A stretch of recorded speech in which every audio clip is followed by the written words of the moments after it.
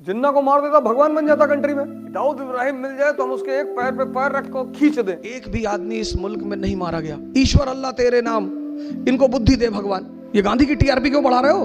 अरे भारी भीड़, कोई नहीं बचा सकता था भगत सिंह को। आपने कभी सोचा हम इस आदमी की क्यों इज्जत करते हैं? अगर इन लोगों पर सुनकर आपने राय बनाई,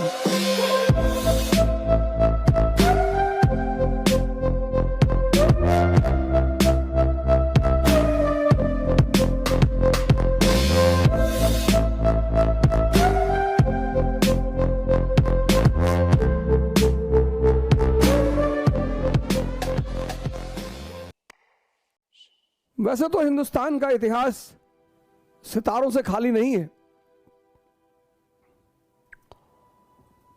और ऐसे ऐसे सितारे हैं जिन्होंने न सिर्फ इस देश, इस समाज, बल्कि पूरी मानवता को एक नई दिशा दी। उन्होंने अपने कामों से, अपने विचारों से लगभग सभी जागृत मानसिकताओं को प्रभावित किया। Awakened mentality, awakened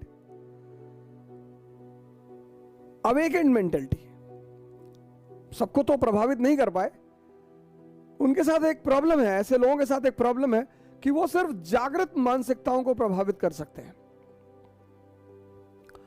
Buddha, Mahavir, दादू, नानक, रैदास, गांधी, भगत सिंह, सुभाष चंद्र बोस और न जाने कितने सारे लोग, और अंबेडकर एक ऐसे व्यक्तित्व हैं, अंबेडकर, गांधी, ये सब ऐसे व्यक्तित्व हैं कि इन पर सुनकर राय ना बनाएं। अगर इन लोगों पर सुनकर आपने राय बनाई, जैसे मैं एक बड़ा छोटा सा एग्जांपल आपको देता हूं। गांधी को इतना गाली देते इस देश में इतना लोग गाली देते, इतना, पर सर जब आप उस आदमी को पढ़ेंगे ना और समझेंगे, आज 2022 भारत एक राष्ट्र है। 1922 भारत राष्ट्र था ही नहीं। आज 2022 भारत एक राष्ट्र है, सशक्त राष्ट्र है, दुनिया में एक हस्ती है इस देश की। लेकिन राष्ट्र के नाम पर आज भी लोगों को इकट्ठा करना मुश्किल है। आज जाति के नाम पर लोगों को इकट्ठा करना आसान है, धर्म के नाम पर लोगों को इकट्ठा करना आसान है, क्षेत्र के नाम पर इकट्ठा करना आसान है। 1920 का भारत, 2022 का भारत, भारत एक राष्ट्र है, सशक्त राष्ट्र है, और आज भारत के लोगों को नेशन के आधार पर एकत्र करना मुश्किल है। और 1920 में राष्ट्र था ही नहीं। मैंने कहा ना, आज आप लोगों को जाति के नाम पे इकट्ठा कर लेंगे, आज आप लोगों को धर्म के नाम पे इकट्ठा कर लेंगे, क्षेत्र के नाम पे इकट्ठा कर लेंगे, लेकिन राष्ट्र के नाम पर। और जब उस आदमी ने नॉन कोऑपरेशन मूवमेंट शुरू किया, अरे भारी भीड़। उस बैकग्राउंड में जब अंग्रेजों ने जलियांवाला बाग नरसंहार किया था, उस बैकग्राउंड में आप सोचो सर, बिना राष्ट्रवाद की धारणा के लोगों को बाहर बुलाना कितनी बड़ी उपलब्धि रही होगी इस व्यक्ति की। सर वो आम बात नहीं है। इसलिए मैं आप सभी लोगों से इस देश में निवेदन करता हूं, खासकर अपने युवा मित्रों से निवेदन करता हूं, बहुत जल्दी भावुक हो जाते हैं। व्हाट्सएप यूनिवर्सिटी से दूर रहें, फेसबुक यूनिवर्सिटी से दूर रहें, इन सब यूनिवर्सिटियों से दूर रहें। मैं आज बहुत ज्यादा समय तो आप लोगों का नहीं लूंगा, लेकिन मैं सीरीज बनाऊंगा। मैंने ये प्लान बना लिया है कि भारत की जितनी भी महान हस्तियां हैं, पहले भारत से ही शुरू करूंगा, उन पे मैं एक सीरीज बनाऊंगा। अंबेडकर, गांधी, भगत सिंह, सुभाष चंद्र बोस, पूरी सीरीज। अब उसमें जो भी समय लगे, जब भी शुरू हो, नौजवान क्रांति के अगले हिस्से में यही कहानी चलेगी।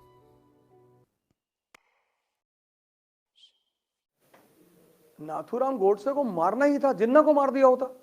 जिन्ना को मार देता भगवान बन जाता कंट्री में, क्योंकि जिन्ना के बाद दूसरा कोई मुस्लिम लीडर उस मूवमेंट को चलाने वाला था ही नहीं।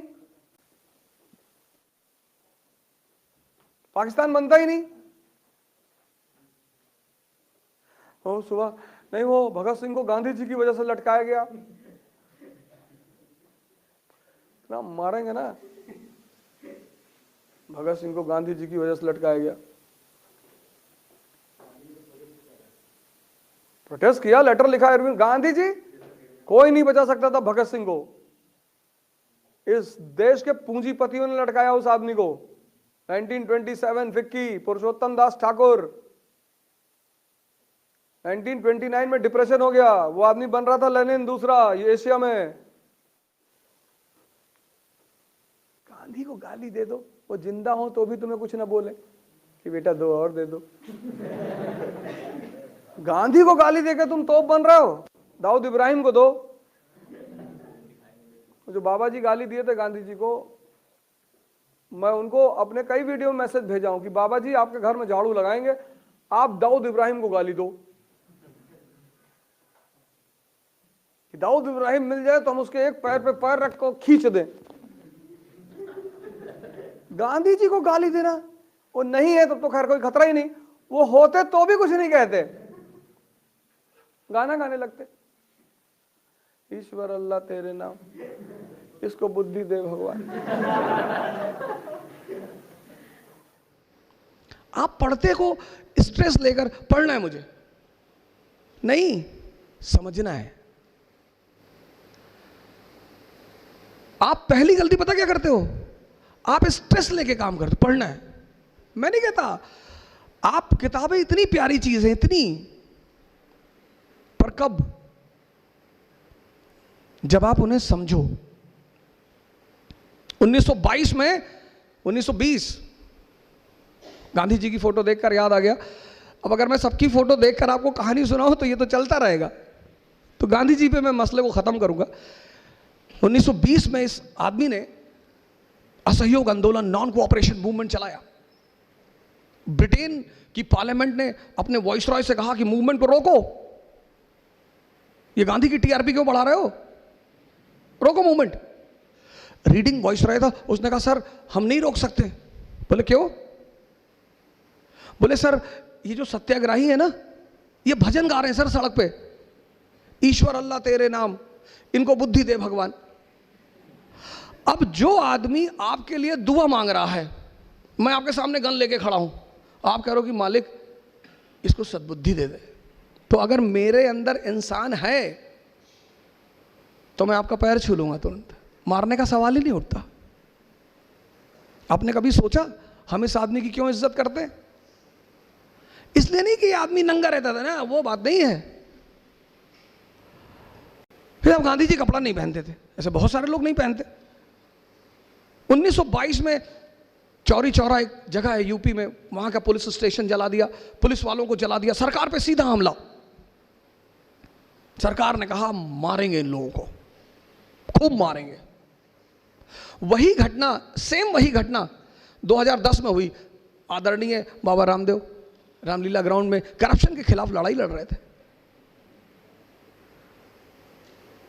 India against corruption. Very good, बहुत अच्छा, आपको लड़ो, आपको हक है, आप हिंदुस्तान के नागरिक हो, डेमोक्रेसी है, आप लड़ो।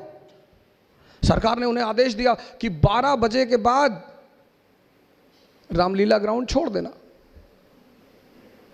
अब सरकार, हमें सरकार के आदेश, हम करप्शन के खिलाफ लड़ रहे हैं, हम सरकार से थोड़ी लड़ रहे हैं, हमें चले जाना चाहिए था। पर बाबा वो बात नहीं समझ पाए। आगे क्या हुआ कहने की जरूरत ही नहीं। लेकिन 1922 में उस आदमी को यह बात समझ में आई, उसने मूवमेंट को रोक दिया। उसे पता था मुट्ठी भर लोग हैं, मुट्ठी भर, सरकार बहुत मारेगी, इनको इतना मारेगी कि ये दोबारा आंदोलन पर आएंगे नहीं। तो जैसे ही चौरी चौरा का कांड हुआ, गांधी स्टॉप्स द मूवमेंट, खत्म कर दिया मूवमेंट। कहा I don't have faith in violence, मुझे हिंसा में विश्वास नहीं है। अरे सरकार ने कहा एक हफ्ता रख लो, बोले हाँ ही नहीं। एक भी आदमी इस मुल्क में नहीं मारा गया, महान है वो आदमी। किसी का विरोध करो और वो तुम्हें मार ना पाए। मैसेज पढ़ो किसके लिए? मैसेज के लिए।